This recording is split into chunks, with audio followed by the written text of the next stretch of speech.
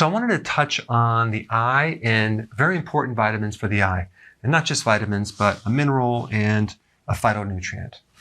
The first thing you need to understand is that a lot of these problems with the eye, whether it's macular degeneration or retinopathies or cataracts or glaucoma, they usually stem or get triggered from oxidation, high levels of oxidation, usually from too much blood sugar, okay?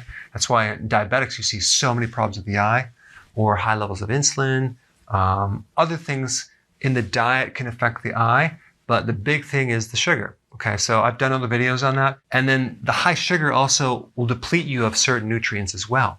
But these nutrients I want to mention act as antioxidants. So if you have enough of these nutrients in your body, it will reduce the complications from diabetes or high sugar or whatever you have. They basically have protective properties, okay? So the most important is vitamin A. Without vitamin A, you're going to have a lot of eye problems. Vitamin A helps you see in the dark, and it can reduce night blindness and prevent it, basically, in people that can't see when they're driving at night. Without vitamin A, your tear ducts and your mucous membranes around the eye dry right up, so you get dry eye. There's so many people like carrying around this little solution to help lubricate the eye when they need vitamin A.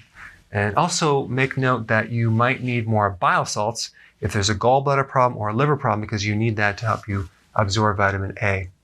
Without vitamin A, you tend to get cataracts and macular degeneration. The macula is the back part of the eye. All right, then we get vitamin B1, which gets depleted when you're diabetic, when you eat high carbohydrate diets, when you eat refined foods, and also if you're taking metformin, by the way, that will deplete B1. Without B1, your risk of getting cataracts go way up, and also your risk for getting retinopathy, problems with the retina, because B1 is involved in keeping the outer coating of your nerves intact, that myelin sheath. So if you have any type of peripheral neuropathy problems because you're a diabetic, you want to take B1, but you want to take it in a fat-soluble form, as in benfotiamine, okay? Benfotiamine is also good to penetrate the fat layers of the eye and even the brain. So it's really good for something like this if you catch it in time. All right, B3 is good for glaucoma. And all the B vitamins that I'm going to talk about, you can take nutritional yeast to get your B vitamins. It's a good source. But glaucoma is high pressure in the eye. Okay, then we have zinc.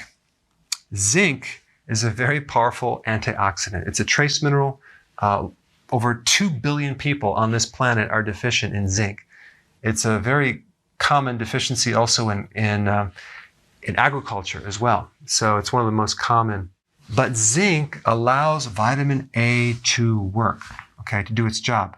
Without zinc, vitamin A has a hard time creating its functions.